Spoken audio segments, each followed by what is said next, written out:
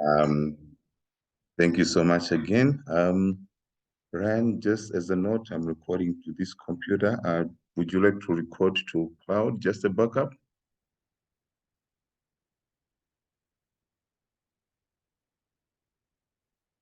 Thank you.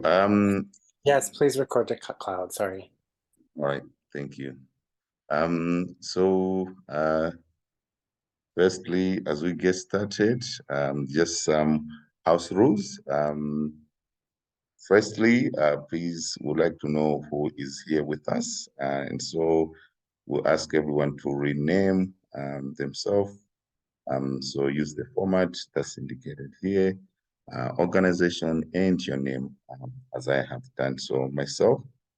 And we ask everyone to please mute yourselves to avoid background noise.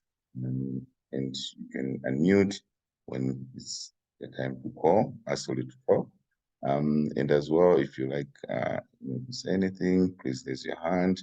And you can also leave your comments and questions in the chat throughout the webinar. At the end of the webinar, we'll have a Q&A section where we'll get to discuss different issues, including the questions that you might be leaving throughout the webinar. And as well,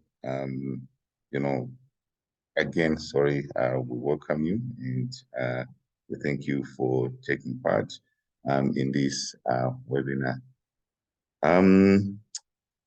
Firstly, as a, just to, as a check-in, just to get a sense of how everyone is doing, in the chat, there is at the main presentation that we're sharing here. So we'll ask you to please open it and just share in there, type in, how you're feeling, how you're doing today. And please, again, remember to type your name and your organization you are coming from.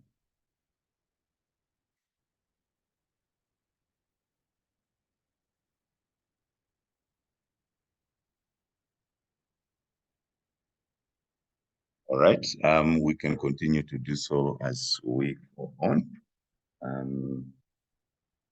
And so the first item on our agenda today is, just a refresher on the early warning system.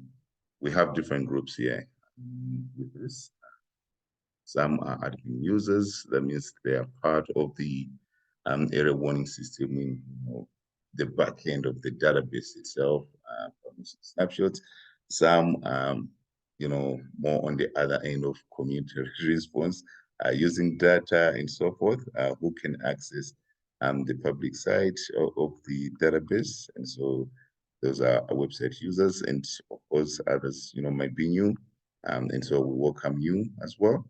But this refresher is just, to remind everyone about what the error warning system is, because, this webinar is primarily targeting or existing users. So we assume you have some familiarity to it. But again, if you have any questions throughout the presentation, please drop them in the chat at the end of each presentation. We'll also be dedicating some time for some questions that you may have.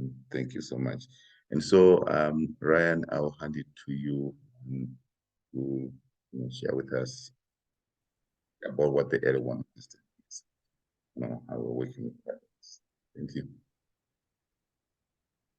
Hi, welcome everyone. I'm Ryan from IAP. So we know that you know a bit about the early warning system, so this will be brief. There's a few folks who are newer than others, but just a brief introduction to the early warning system. Right now we're tracking 15 of the largest and most influential development banks. We have over 25,000 project summaries that have been gathered since January 2016. All of them have been collected, organized, standardized, reviewed, and published by the EWS team. And as of today, we have about 315 different EWS users or admin. That's up from last year, almost by 80 people. So we're welcoming you here today. We also had a webinar yesterday for folks in Asia Pacific time zone. Okay, so just briefly, the early warning system is about ensuring that local communities and local and national groups have information about development that's going to affect them. And then we also have training materials and partners who are able to support their response. And we do our best to get the information out as soon as we have it to those nearest the project. The main goal is to share that information and learn about what is known and understood about the project locally before the financing is decided. And the early warning system is partly data, but mostly a lot of the work is on doing outreach, sharing that information, and supporting the responses through our networks, partners, and other contacts. And the main goal is to support community-led development. So these are the 8 different parts that we tackle with the try and summarize outreach, research on the project or the investors, advocacy towards governments, banks, companies, other investors, and we also look for different updates and trends that are happening project by project and across the development finance space. Some very brief updates that have happened recently that I wanted to share with you, and a couple of them we're going to dive into more deeply. We're always looking to add other development banks, and there are some criteria that we look at, and we did hear back from partners that the Caribbean Development Bank would be a good bank to track. So we are in the process of adding the Caribbean Development Bank. If you have any suggestions on banks to add, please let us know. We can research that and let you know what's possible. We have a few campaign partnerships. AIIB Watch, which is hosted by Ergowald, and includes several other organizations tracking that bank. And also we'll be hearing about the Stop Financing Factory Farming campaign. To support community-led research, IAP has its main 3 training materials now in 13 languages. You can access them, download them, share them at the link in this presentation.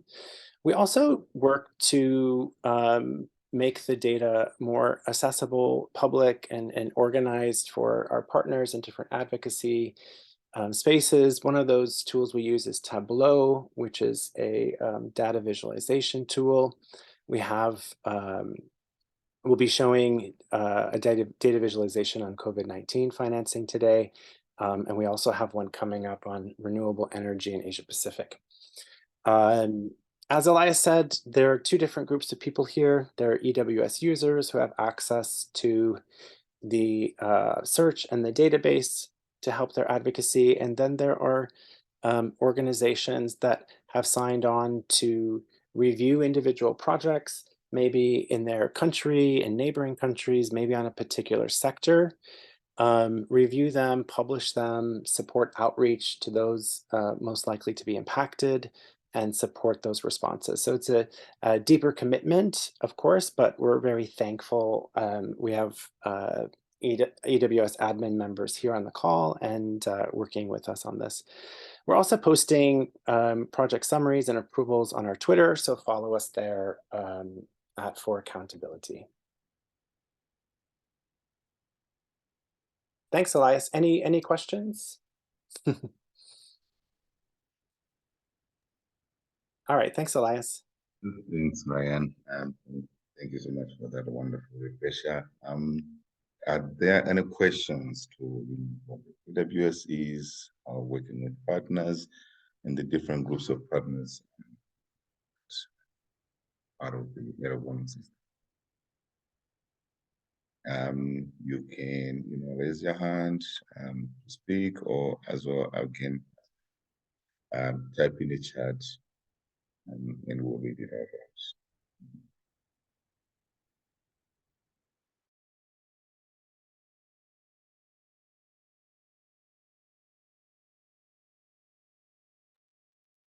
All right, that's wonderful.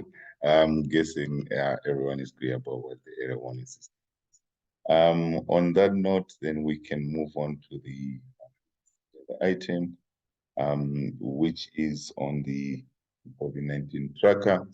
Since COVID, as most of us know, development banks have been many financing as public-private institutions. And so the error warning system is a special initiative to track that financing, especially from development banks, and to be able to continue to provide information to communities as well as CSOs who may be impacted by this. So, Jocelyn, I'll pass it over to you to share with us about the COVID-19 tracker and the journey this has gone through within the last 3 years. Thank you so much. Thank you, Elias. Thank you. And good morning, good afternoon. Maybe if there's an evening here for someone on the call. Thank you for joining. Looks like, and apologies, I can't start my video, but I'm happy to share a little bit of the information and tracking that we've been doing around COVID for the past 3 years. So next slide, Elias. Thank you. So it's been over 3 years since the World Health Organization declared COVID as a global pandemic. To respond, development banks harnessed their political and financial power, and they committed billions of dollars to the pandemic relief to respond to it. The work that we did tracking COVID really came out of a clear need expressed by civil society partners that in the midst of the pandemic, it was really difficult to know what the banks were funding as part of the response and how they were actually utilizing the money at a national and local level.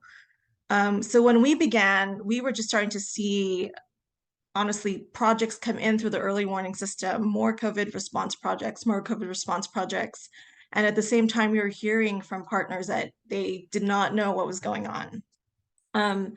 At the time, for further context, many of the banks were utilizing a rapid response window. This was like a fast tracking, and this was problematic because it did decrease transparency, but also it was happening at the same time where the pandemic was creating restrictions on environmental impact assessments and regulations, and definitely restrictions on consultations.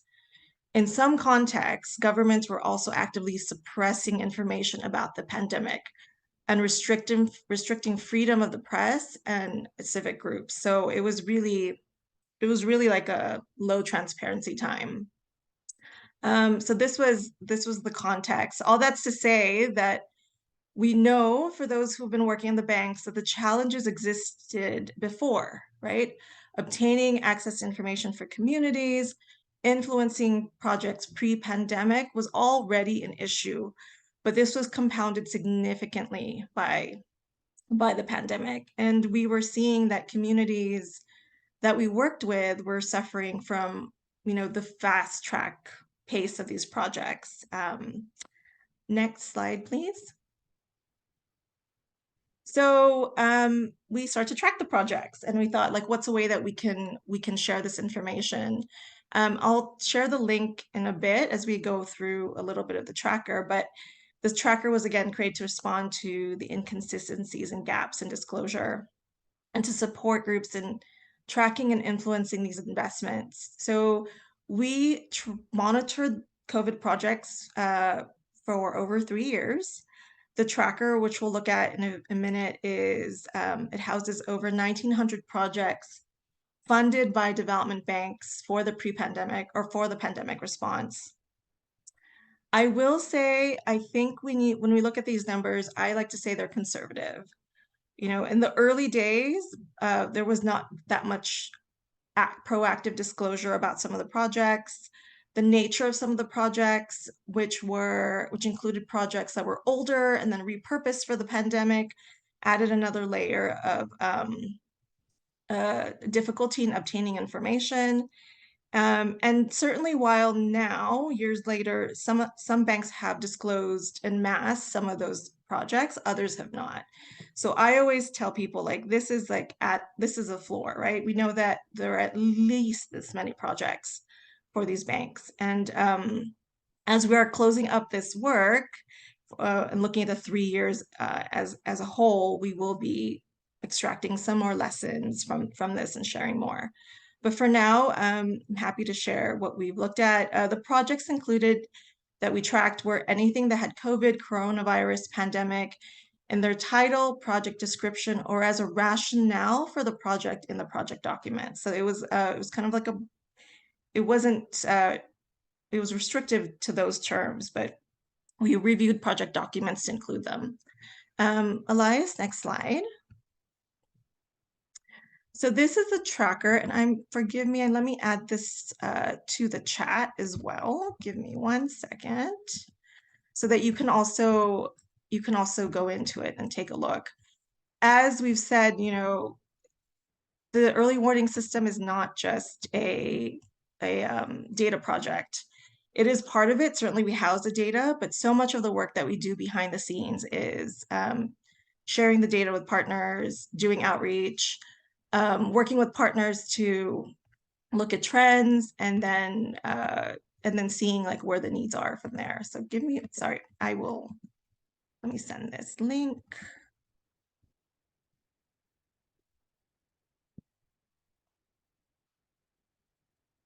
Okay, and dropping that in the chat for you right now, so you can take a look as we go through, and hopefully you're able to access that bit.ly, but please let me know if not.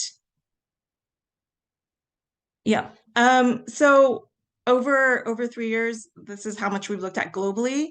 One thing I will say is that we do track, if you look at the interactive map, and I hope this is an invitation to actually go into the website and explore, we do break it down by many ways.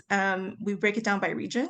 So it is possible to look at funding for the 3 years by region. When you can go deeper, you can go by country, and you can look at the funding by country. It then breaks down the information by a few ways. One way is, where did the money go initially? Did it go to government or public sector, or did it go to private sector companies, equity funds, financial intermediaries? So we do break that up. If you click on any of those bars, that will then filter the data so you can see all the projects across the world or by region based on that criteria. We also looked at the sectors, and of course, health was unsurprisingly like a big sector for this data set. But more and more, one of the things that we found interesting but not surprising was how much the banks leveraged private sector. And so there were a lot of financial intermediaries, banking finance, MSMEs and mid-caps, along with law and government. And this is a global picture right here that you see, but you can break that down by region as you find it interesting. And then to the right, we do take a look at the breakdown by banks. If you do click on the link, one thing you'll know as well is, while we do track this information kind of globally or regionally or nationally, you can also find the list of projects that we use the data for that. So once you click on any of these fields, so please explore, you can scroll down and there's a list of projects that are specifically linked to that data. Next slide, Elias. So for instance, you can explore by country. So this is a screenshot of, if you click on the Philippines, what that looks like. It gives you the breakdown again of where the money went, more private versus public, and then the sectors and the banks, and then below it'll list the projects as well, and the list of financial intermediary linked projects. You can also filter by region, as we talked about, development bank, and sector, all those things. Next slide, Elias. Here is one one example of what we saw for East Asia Pacific. I think globally, and I'll go into this into the next slide, we tracked less projects going specifically to the private sector directly. There were some projects, of course, that went to public sector, government, but then went to building up private sector in the country, policies that are friendly to private sector. So there are things there, but it had a little bit less, but I would encourage you to take a look at this or the other regions that we have. Next slide, Elias. And then, oh, thank you. And then on private sector specifically, you know, obviously, while many investments went to governments to strengthen the response to the pandemic, we did find that there were substantial resources directed to private actors to mitigate losses and liquidity arising from the pandemic. So this, you can get to this on the tableau by clicking private sector, which is highlighted here, and then it'll show you the 600 so projects that we tracked and see how they're linked up by, you know, by country, by sector, by bank. In fact, I think that was something that we saw many of the banks vigorously promoted private sector first as a paradigm, focusing on leveraging private investment over maybe right now supporting or rebuilding state capacity in some services. And with the exception of like the early stages of the pandemic, where we were seeing a lot of health and education projects, throughout the 3 years, I would say the number has hovered around 30% of the projects we've tracked that have gone to companies and equity funds and small medium SMEs, but definitely there are also public sector projects going to creating a more favorable environment for PPPs, public-private partnerships, and the public sector. Elias, next slide. We're extracting this information for the last 2 years, but I do want to note that there have been many studies, and we've been very thankful for our partners who've been using the data in the last 3 years and using it to inform their own advocacy. And we don't have time to go into all those findings in this call, but I will share some links in the chat and highlight just a few, if I may. So one collaborative research project we did was with over 20 organizations in 16 countries. And it was with the Coalition on Human Rights and Development as well, that analyzed the role of IFIs in the pandemic recovery. This is a great resource to look at national and regional case studies. Over the course, there have also been other groups. For instance, in Armenia, our data was used by the Center for Rights and Development to track the analysis of government spending on healthcare during the pandemic. In Brazil, our partners, Instituto Maíra and Institute of Social Economic Studies, used the data in a report that showed how development banks were using funding that first year of the pandemic, and how that funding was not going to the most at-risk populations. One last example off the top of my head, in Colombia, the data was used to study investments related to austerity. So there are a lot of examples, and I will place them in the chat. But I think it's you know, we want the data to be used by you. We want it to be useful. So we like the feedback. And as we look at this 3-year data set more closely, please reach out if there are analyses that you'd like to be interested in doing together, or any other questions. Next slide, Elias. And I think that's it. I'm going to put the links in the chat to some of the studies. And yeah, I'm happy to take any questions. Thank you. Thank you so much, Jocelyn. Thank you so much for that wonderful presentation. Are there any questions to COVID-19 tracker and how the EWS data as well on anything related to EWS so far?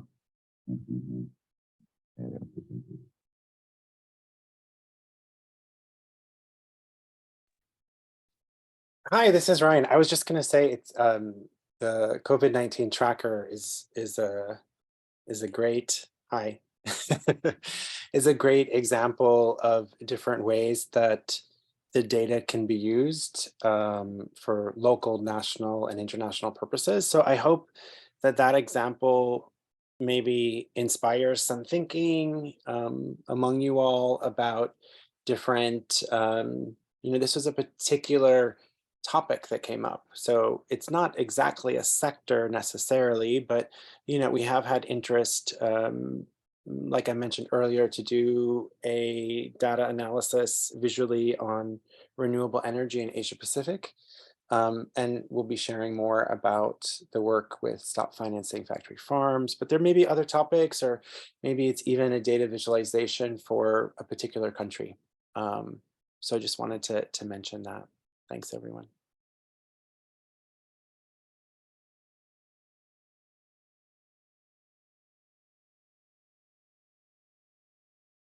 Thanks so much, Ryan.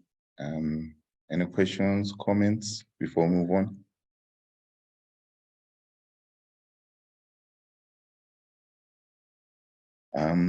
All right, thank you so much. So the next part of the presentation will be done by myself. And in this part, we'd like to share with you some of the updates that we have on the EWS database, and this is the response tab.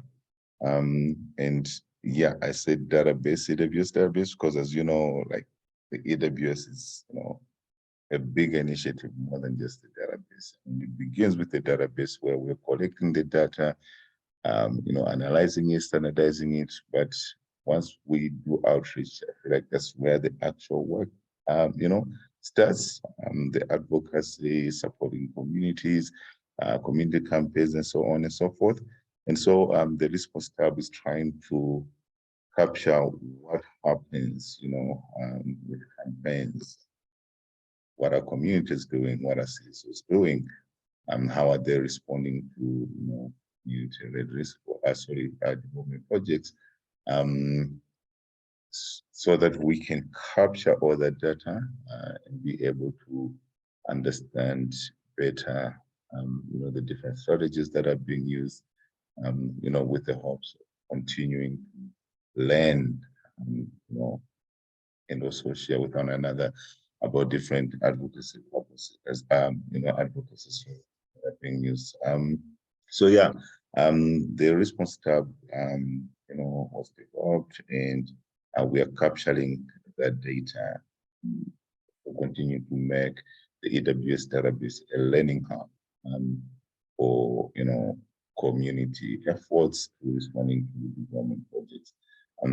As you already know, on the public side, there is the documents tab where you can access the different documents, some released by the development banks themselves, and some are campaign documents. And on that side, like, you can look at, how communities, CSOs have, responded to specific development projects. But these are just documents that, to look at, you just have to, lead document by document. With the response tab, what they're trying to do is to capture all that data, put it in one place so that it can be searchable, easily searchable, and then we can understand deeply, like, how communities are responding to development projects. So yeah, and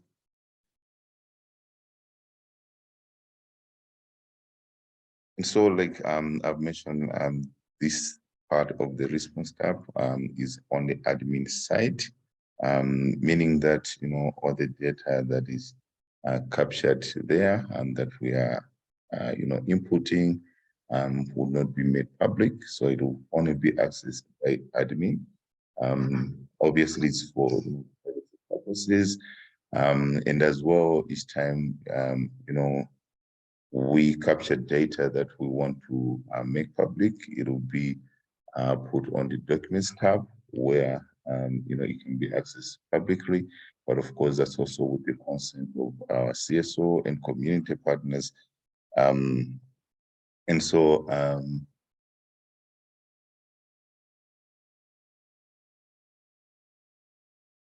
Okay, I feel like I've covered much of this. Yeah, so like at the moment, you know, like I mentioned, only the EWS can access the data.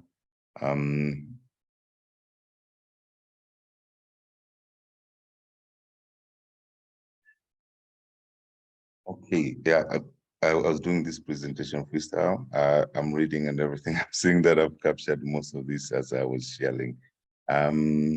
And so like when we are capturing now the response tab, like the data in the response tab itself, we look at 5 pieces of information, you know, and that you know, this was started and when it ended, if it ended, and if it's ongoing, it can be indicated, the type of response it is.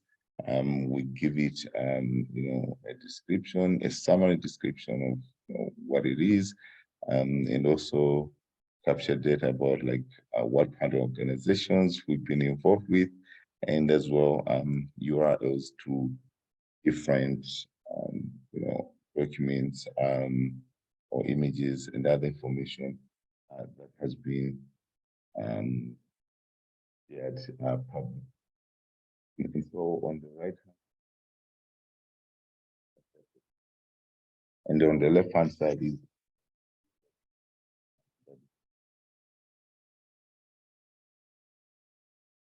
this is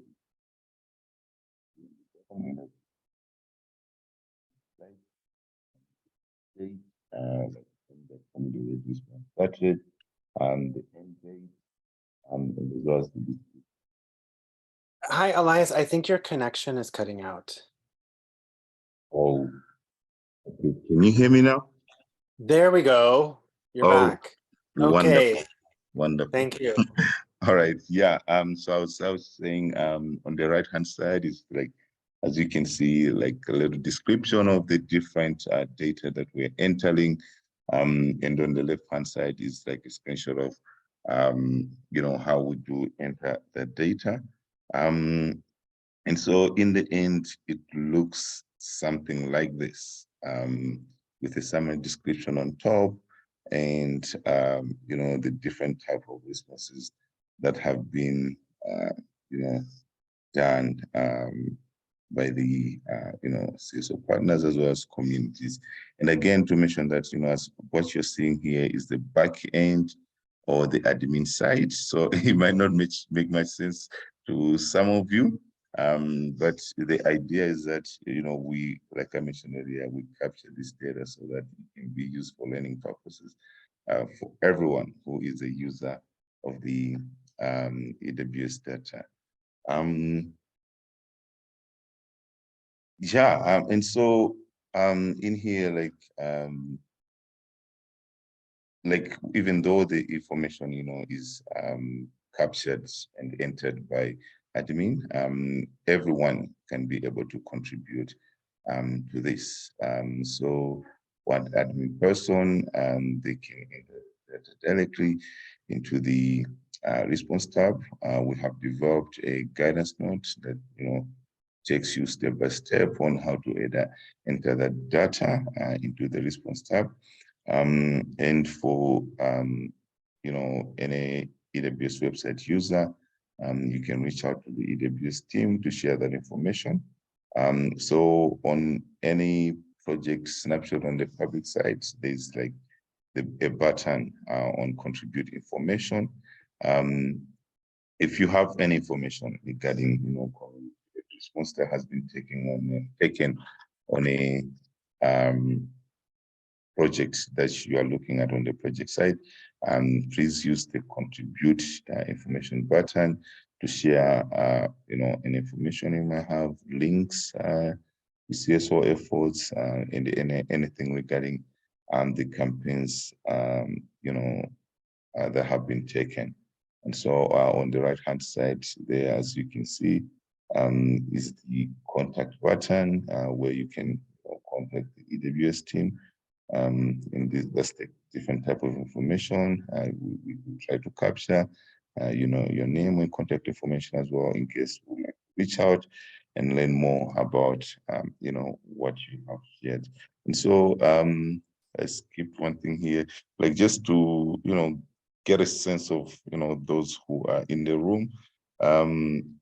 Here, as you can see on the log response, there are different types of responses that have been taken. I think I don't have the slide. Yeah, but you can take a look at that and see that there are different types of responses, and you might relate to one or two others. Please would like to hear more about those kind of efforts that you're taking, be it on EWS or not. Please do share that in the chat. That's it on the response tab. So like I mentioned, I mean, this is a new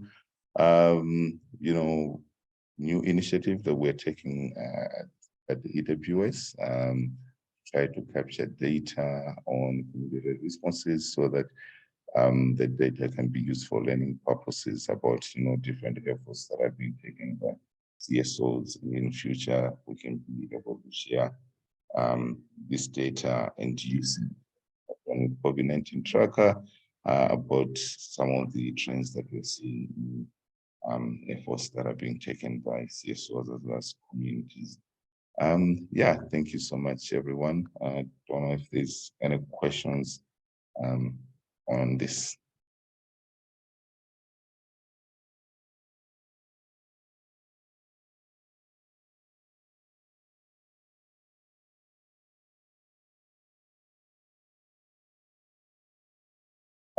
I see there's a comment in the chat from Kizia saying lots of different response types that are used by stock financing factory farming campaign and allies, including petitions and advocacy to banks and the bank shareholders, and some more advocacy ideas on the list for us to consider. That's wonderful to hear that, Kizia, and thank you so much. And we will, in the next part, hear from Kizia a bit more about the stock financing factory farming campaign and how those folks are using the EWS data for that campaign. Any comments or questions?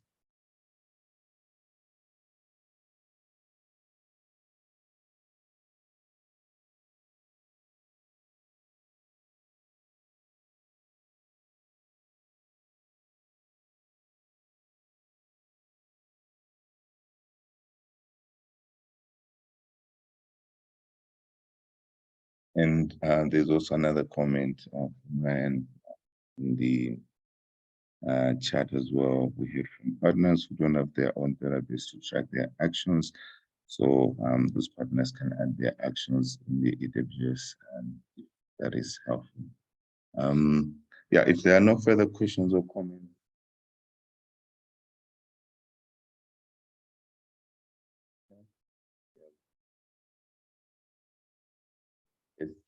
Campaign, the Stop Financing Factory Farming campaign, and how it is using data from the EWS. Are you able to share your screen? Yeah, I can share my screen. Let me just do that now. Thank you. And I was going to turn my video on to say hello to everybody, but I think I also can't do that. So give me 1 second to share my screen. Okay. Yes, thank you for linking to the presentation as well. All right, I'm going to share my screen, and if somebody can tell me whether you can see it when I make it full screen, that would be really helpful. Okay, present. How do I present from here? You can hit slideshow. Oh, thank you. Yeah, I'm looking in the wrong place. Awesome, thank you. Hello, everybody. God, sorry to give you motion sickness. Right, we're in the right place now, and thank you very much for being here and inviting me to share. It's really exciting to be talking more about the partnership that has developed between the International Accountability Project, the Early Warning System, and the Stop Financing Factory Farming Coalition. So I'm going to be talking a little bit today about how how the early warning system is informing, as the title of my presentation says, informing our strategy and our resistance against industrial animal agriculture specifically. So my aim for this presentation is quite simple: to give you an understanding of how the early warning system is supporting our efforts to end industrial animal agriculture. And in order to support this aim, I hope this presentation is going to answer two key questions, or attempt to.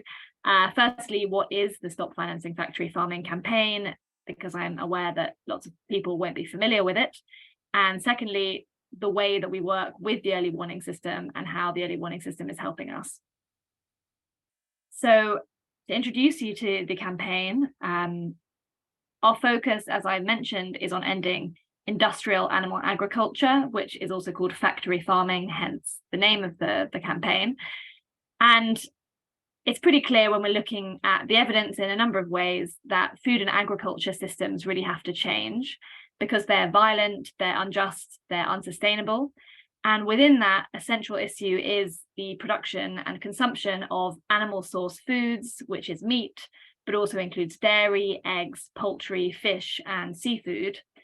And we know, looking at production and sort of sales figures, that meat consumption has grown dramatically over the last 10, 15, 20, up to 50 years. It's almost doubled in the past 50 years.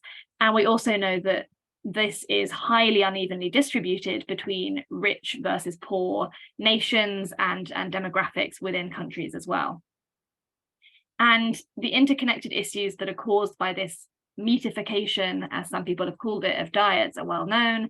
I won't name all of these things, and this is probably not an exhaustive list, but there's all the ecological and environmental issues like deforestation and climate change. There's antimicrobial resistance and other health impacts like zoonotic diseases spreading, obesity, cardiovascular disease, as well as human rights violations, labor safety issues, and massive animal suffering, as well as other impacts. And of course, when we're looking in so-called developing countries where industrial animal agriculture is attempting to be developed, then there's also a lot of impact on indigenous and traditional ways of life, livelihoods, and food sovereignty. And I guess our focus, to make it really clear, is on industrial animal agriculture. And really, for me, at the core of this is this violence of the processes that are required to commodify animal life and human labor to get the really high yields that enable mass production and consumption of meat. For non-human animals, the pigs, the cows, the chickens, and other animals, that means they're really densely packed into tiny spaces, and the focus is on channeling all of their energy use into weight gain, into laying eggs, into producing milk. And along with that, there are these genetic alterations and breeding to accelerate these biological functions, which ends up with a lot of suffering, where the animals' bodies are really distorted. They harm themselves, they're very aggressive because they're in these crowded conditions. They can't express their natural desires, and they really can't move. As well as a lot of violence of physical mutilations, like their beaks or their teeth or their testicles that might be removed without any anesthetic or without any care in order to enable this system. And along with that, humans are also sort of pushed into this system where they're, people are really needed to operate machines and kill animals in slaughterhouses. And that work is really risky, really dangerous, poorly compensated. And the work is essentially traumatic as well as boring and physically demanding. So when we look at animal agriculture as a sector, it really has some of the highest, if not the highest, ill health, injury, and death rates, as well as relying on migrant labor, which exacerbates problems of sort of security and organization among the workforces. And development banks are supporting this system. They're supporting the expansion of capitalist agriculture more broadly, which includes factory farming and growing meat consumption. And it's part of an idea of mainstream development that sees meat consumption as potentially inevitably going to grow in developing countries. And we know that development banks have invested at least $6.5 billion directly into animal agriculture operations since 2006. Kind of like Jocelyn said earlier, I guess this is very much like a lowest scenario figure where we've been looking at the data, and this is the direct investments in operations that are clearly animal agriculture in terms of animal production or animal feed production, and it doesn't include financial intermediaries or anything that is supporting more indirectly in terms of shaping the market development and the transportation, things like that. The good news is that this could be changed and the development banks could be transformed. We think it's a good hook to pressure them that it's taxpayers' money that's going to support these awful things. Banks are, committed to things like the Sustainable Development Goals and the Paris Climate Agreement. And we don't believe that development banks are fundamentally good or bad, but that social forces and pressure and their practices shape what their role is in international development. And that means they could support community-led regenerative food systems that really do support livelihoods and food sovereignty. And that's where this campaign comes in. We are aiming to end the public financing of industrial animal agriculture, starting with looking at the development banks as kind of a key part of this system. And the way we do that is resisting the projects that we see that are proposed. We monitor projects with communities and try to document the harms, as well as building the narrative and support for change and advocating for policy change.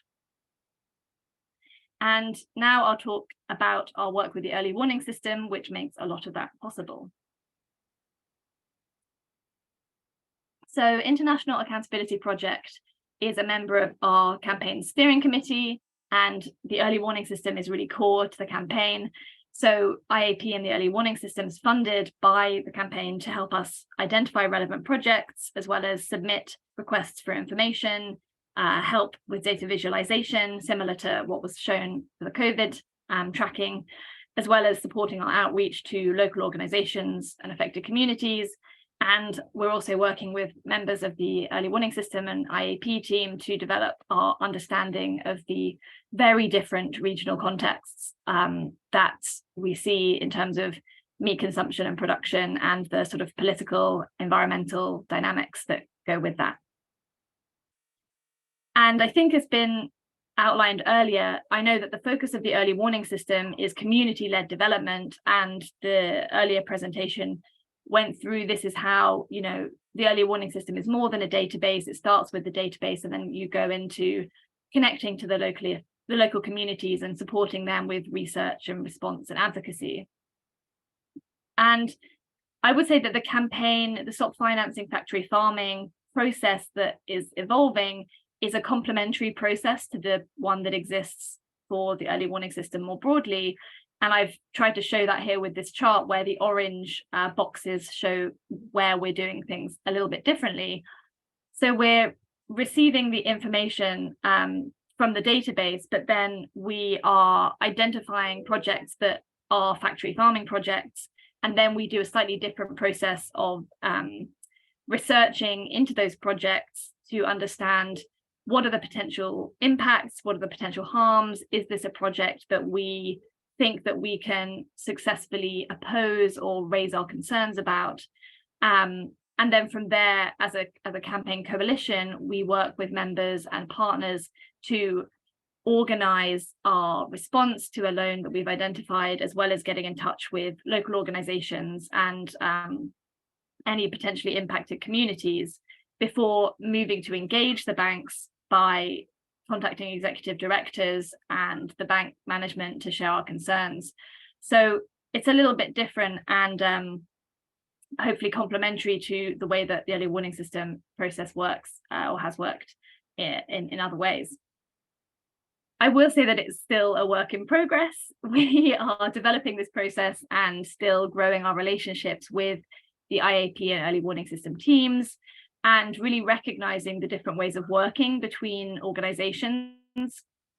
I think one of the most important things to highlight is that we're recognizing this difference between the community-led and community organizing approach of IAP, early warning system, and others, and the kind of maybe more campaigning approach that we're taking in terms of objecting to industrial animal agriculture in general, and wanting to campaign against that in a way that might sometimes be more disconnected from specific communities who are struggling against a project.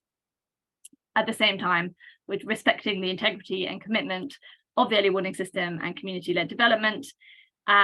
So we're still sort of developing exactly how we can do this the most effectively, especially within the very short timeframes that we often have when we've identified a project and want to respond and stop a potentially really harmful factory farming project. And there's also not super loads of time to really get in touch with everybody that we'd love to get in touch with. Yes, and the other thing, still a work in progress as we're increasingly developing our regional and local understanding to ensure we're engaging appropriately in different contexts. This very quickly is just a little snapshot of where the magic happens in some ways. This is where we have been tracking all the different projects coming from the early warning system database. And then we have an additional spreadsheet where we categorize the projects. This is a sort of tiers and sector column where we kind of say, is this a direct investment in factory farming or animal agriculture, or is this something a bit less directly relevant? And that helps us to prioritize which projects we'll respond to. And we're also submitting requests for information and tracking the bank's responses, which is really important in terms of the the level of disclosure or the adequacy of disclosure and transparency, where we often see, for instance, IDB Invest are putting a project up when it's already been approved, or no information is available, no additional documents are available for us to really understand what a project is. And if we don't get a response within the 20 or 30-day time frame, and that could take us beyond the board date, so we'll have so little information that it's very difficult to know what to do. And I'll end this section, I think. This is maybe the last slide to highlight how the early warning system is fundamental to our identification and action against different projects. These are 3 examples from in the last few months. 3 projects proposed by the IFC that we opposed in different ways, 1 in Brazil, 1 in China, and 1 in Kenya and Uganda. And we identified these because of the early warning system, and that gave us kind of the longest period of time possible to coordinate between different civil society organizations, get in touch with local organizations, and do the research and understand what the key risks and problems were, so that we could send letters of concern and opposing the projects to the bank's executive directors. And I guess there's still a bit more to come. The other important thing, I think, goes beyond just specific project resistance, is that the data, the aggregate data from the early warning system, is increasingly informing our strategy and also our advocacy. Firstly, on the left, you can see that this sort of trend analysis, seeing the overall data, will really shape our strategy in terms of understanding which development banks are the biggest culprits, the biggest funders of animal agriculture. And then on the right-hand side is a very work in progress, similar data visualization that you might have seen in the COVID presentation earlier, where we are going to be able to use this as a tool to communicate with the public and other stakeholders to see the big picture.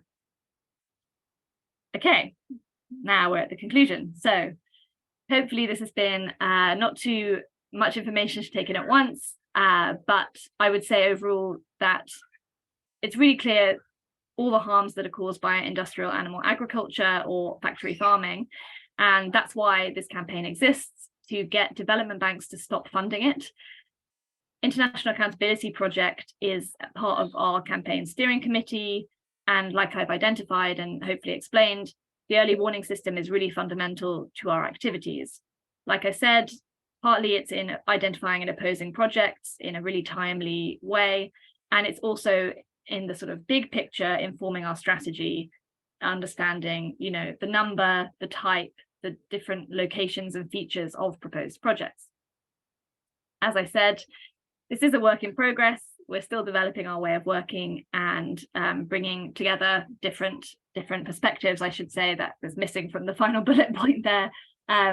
But yeah, it's really exciting and it's fantastic to be working on this. And I think hopefully it's an example of just how rich the early warning system is in so many ways and how it can really support a lot of different advocacy activities.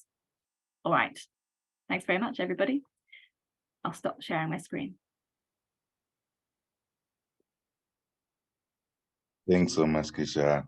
So great to hear about the SFFF campaign and the great work you're doing with the campaign, and as well as how the data from the EWS is being used to support. Thank you so much. Are there any questions on the SFFF?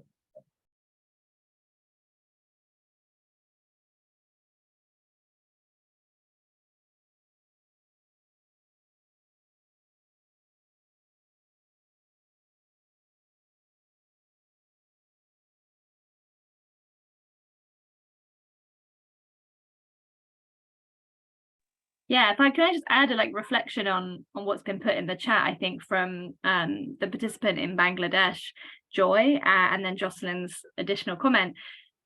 I think I'd like to emphasize again, the early warning system, because we're getting the information almost as early as possible from the scraping part, the data scraping part of the early warning system.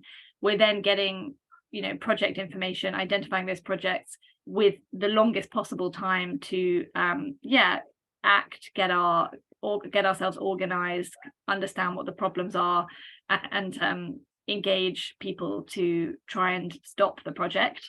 You know, often we see that the development banks are disclosing a project less than 30 days before the proposed board date, and so every day is really critical, and it's really helpful to have the support of the early warning system so we don't have to check all of the bank's disclosures manually.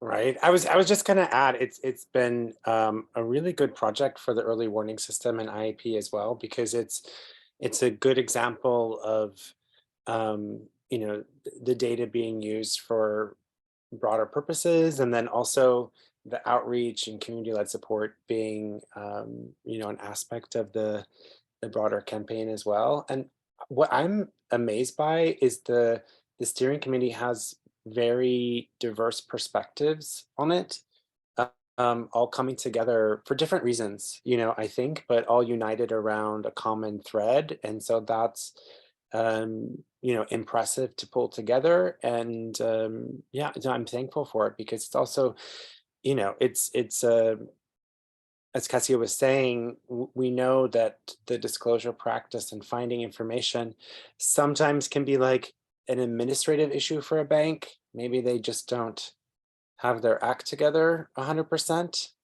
They can claim that.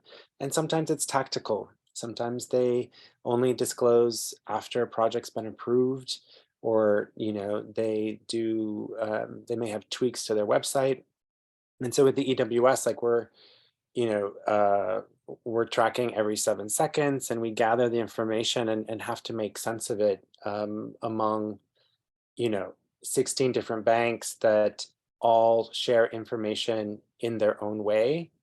And, you know, the EWS is an effort to standardize all of that and to centralize it within civil society and within human and environmental rights. And so, yeah, so Cassia, thank you for all that you do. Thank you for helping us out as well, for thinking through different ways that the data outreach and community-led response can be helpful to different campaigns. Elias, back to you. Thank you, Ryan, and thank you, Keisha. Yeah, are there any further questions on the SFFF campaign before we move on to Q&A, where we'll get to just discuss another role on today, as well as, you know, folks, you know, experiences using the EWS or any other question we may have. And please remember, we have shared in the chat the main presentation document, which I'll also share here, where you can go into and add your thoughts.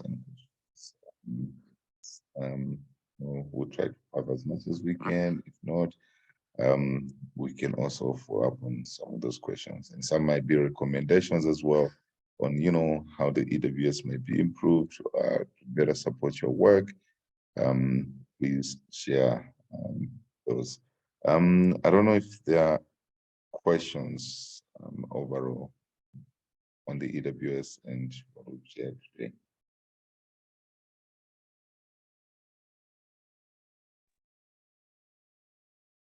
We'll just start it out. We can ask if anyone would like to share how they use the EWS, how they participate in the EWS, if they'd like to share that with others. And then if anyone wants to share ways they would like to use the early warning system that they've been inspired by through today's webinar or have been thinking about for a while. And feel free to use the chat, use the post-it notes on the presentation, or open up your microphone.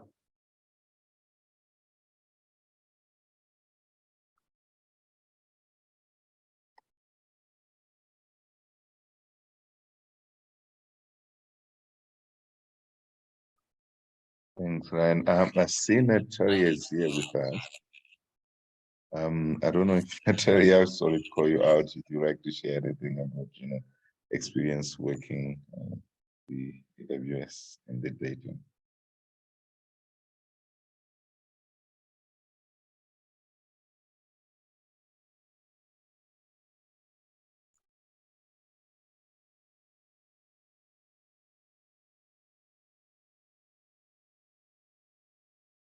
Oh, maybe Natalia may be unable to talk at this point.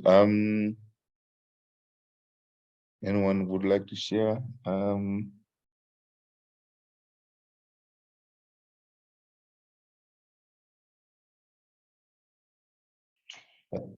Hi, this is Megumi. I'm happy to sort of share. I don't know if you all know my colleague Sutri Manasiri in Bangkok, but well, she's been working on this Southeast Asia report, and I think part of what we are hoping to do with the report is to pair data from the EWS with data from Accountability Council's console, which has more information about complaints that have been submitted to the accountability mechanisms of these banks, to help to give paint like sort of a picture of where the complaint situation is for different kinds of projects versus where the investments are going in the region. So if she hasn't reached out to your team yet, I'm sure that will be coming very soon.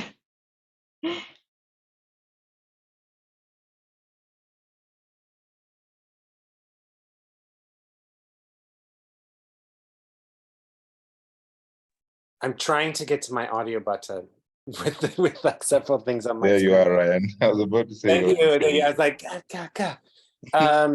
that's a great idea, because I think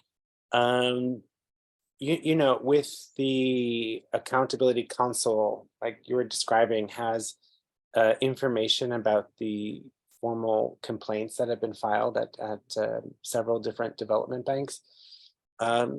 It sounds incredibly complementary in that we would have the bank information. And as some of us know, at times banks remove information from their sites. And when we scrape, depending on the bank, but we pull things and store them onto our server itself. So especially like PDFs and other documents. So we'll have those records if a bank decides to change something, or if they decide to drop or cancel a project because there have been complaints filed, but that is there. And I think, you know, there are different ways of doing that, but it can be quite straightforward. With the AIIB Watch campaign, it's, you know, because of the amount of data is like relatively low, it was a matter of updating each of the projects, you know, in the response tab that we just demonstrated, and show like, you know, from Accountability Console, you know, follow the complaint process or read more about the complaint process. And then on the console side, it could be like, you know, access original project documentation here. Could be something like that. And it depends, like, you know, that's probably the simplest way to cross-link the platforms. And then there are other ways that are a bit more involved, including sharing actual documents, or, you know, creating a connection between the databases so that information is updated as it's published, you know, to keep both databases up to date. But those are some things to explore that we'd be happy to talk about.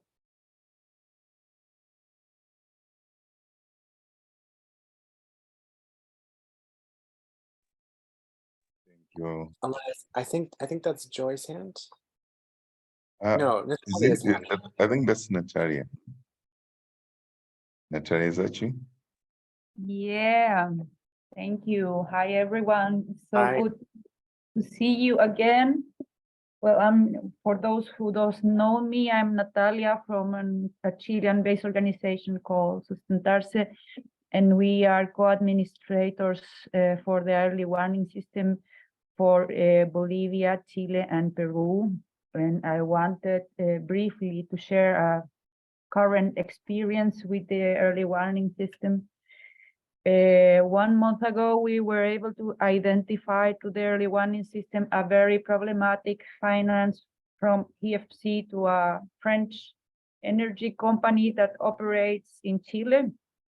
It's a 400 million loan with it's a very, very obscure finance, let's say, with a lack of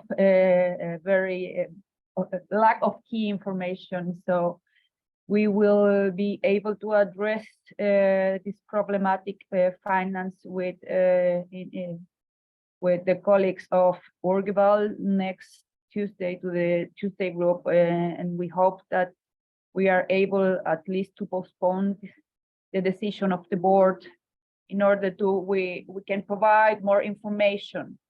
So that's pretty challenging, at least for me professionally, because the first time that I present there. But that's what we wanted to share from Sustentarse, and we were able to get to track this loan thanks to the work that we are doing at the early warning system. So it's very important for us. Thank you, Natalia. It's awesome to have you here. And thanks to all the work that Sustentarse is doing.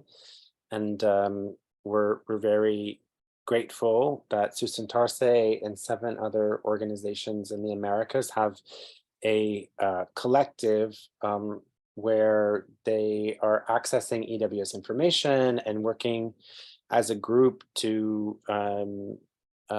think about advocacy steps, take advocacy steps, support communities, you know, in Latin America. And I'm glad that the EWS is helpful in that work. So thanks for all that you do. Thank you.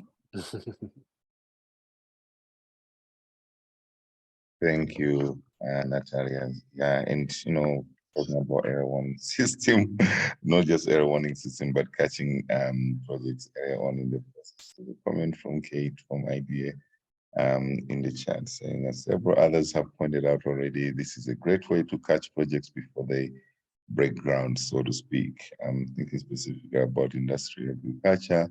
These large-scale operations are much easier to stop before they have started over. So, yeah, hopefully, shared communities can have their own say about their lives, about projects coming to their. So, this large growing learning space in data and sharing, data information sharing space, which is the early warning system, can continue to support those advocacy efforts. And as well in the main presentation, which we've shared in the chat, there is a comment as well from Keisha, who had mentioned that I have learned from these webinars that we can look at the past responses of other advocacy efforts and improve our tactics using this information. So that's also great to hear, Keisha. Yeah, I think that's speaking specifically about the response tab. One of the new, additions from the early warning system team to the early warning system database to try to catch information that can be deeply and systematically analyzed, information on how CSOs and projects. And yeah, hopefully, our own efforts, advocacy efforts on different campaigns can be amplified through learning from others. Yeah, thank you so much. Are there any questions or comments?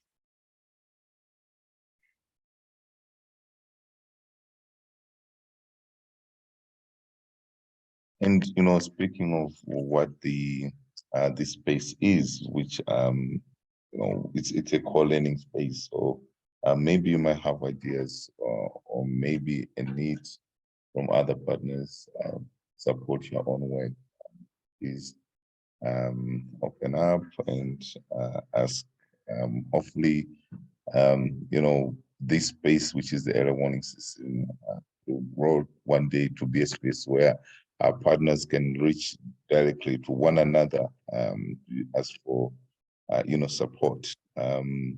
So, yeah, please, if you have questions or comments on that, please do share. I also see a comment from Veronique. Nice to see you again, Veronique. It was great catching up a few weeks back, about the early warning system.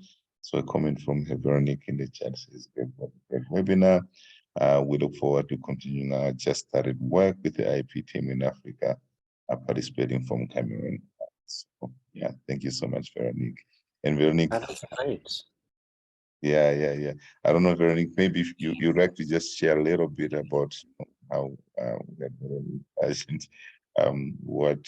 why you reached out, with the support, for the need for support. I mean, the discussion has just started. I mean, it was only 2-3 weeks ago, and we will continue to do so, but maybe for learning purposes. Okay, thanks, Elias. Good evening, everyone. I don't know if it's even in your countries, but good evening, good morning, good afternoon, wherever you are. Just like Elias just introduced or spoke some minutes back, we had contacted IEP through the Coalition for Human Rights and Development. We contact them because we have some projects that are in line that are soon to begin in my country, in Cameroon. They are the projects for the construction of 2 dams, 2 hydroelectric dams. In the past, we had worked successfully in submitting complaints to independent accountability mechanisms with regards to the problems that these communities faced due to the construction of this dam. And for one thing we discovered from our work with them was that the people were not properly informed about the impacts. They didn't know beforehand what they were going to suffer or what was going to come as the good things for them in regards to the project. So in this slide, when we heard other projects were going to come in, such as the new dams, that is the Kikot Dam and the Grand Iweng Dam on the Sanaga River still in Cameroon, we decided to begin our work on getting early warning like getting preliminary information on the project from the communities. But getting the information doesn't just end there, but we needed to know what next to do, what can be done to assist the communities in a way that they do not face what the others are facing because of the dam construction. So we then contacted IAP traders, and we have had successful discussions so far. We are looking forward to having others with them regarding the information that my colleagues were able to get on the field from the communities about the new projects that are in the pipeline. Regarding the financiers, we do not have information about that. But one thing we know for sure is one of the dams is being constructed by Hydromin, and the other is being constructed by EDF, a French company. Hydromin is American. For now, those are the only informations we have. And these 2 days of this webinar are really interesting in the fact that, especially today's session, because it has given us more information on how we could investigate on the banks and write to them, inform them, and so on. But in the other cases, we know how to talk to them from the other side when the harm has already been done. But in this case, we now know what to do to prevent the harm from being done. Thank you. Thank you so much, Veronique. Yes, I mean, it's really not easy to support communities when there's no information at all.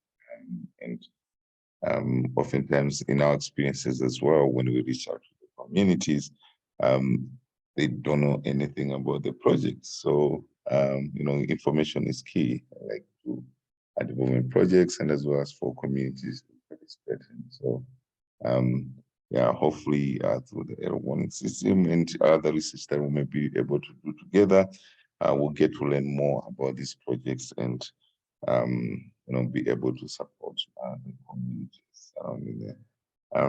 Thank you so much. I think we are at the end. We have 4 minutes left. Joy as well has another comment in the chat saying very effective tool, need to localize the system and practice engaging CSOs and activists in country level. In our Southeast Asia, I'm sure we're in touch. I will continue to work with you. So we have a very short feedback survey, which is I've just shared in the chat. If you can click on it, please. Yeah, in this very short feedback survey, there are only 5 questions that would like to learn from about, you know, the webinar. First question: how would you rate the webinar experience? Secondly, the content of this webinar, has it been helpful to you as a user of the EWS? And the third question: the schedule, time, and duration of the webinar, was it convenient for you? As you know, we scheduled 2 webinars, one yesterday, which was earlier on, about 6 hours, 7 hours earlier than we started today, and as well as today. So hopefully you found it in time from one of the webinars. So please let us know. And as well, the fourth question, you know, the speakers have shared their presentation of using EWS. However, if you found the information and the printers presentations, and the last one, any comments. So please do share your you know, responses honestly, because we'd like to keep improving where we're not. Yeah, thank you. I don't know if anyone has comments from my colleagues. Jocelyn, Naive, Brian, you know. I was just going to say thanks to everyone. We made a recording of today's webinar and yesterday's webinar to share with those who registered and who are not able to make it. Thank you for completing the survey. I would like us to think, you know, and please reach back to us in any channel you like, but to think about different ways we can make information from the early warning system even more accessible. So we already do specific outreach project by project. We do different data visualizations. We participate in different campaigns to make the data more available. And it'd be great to hear, from you guys individually at some point about different ideas. We're now sharing it on Twitter. And the struggle we have, is that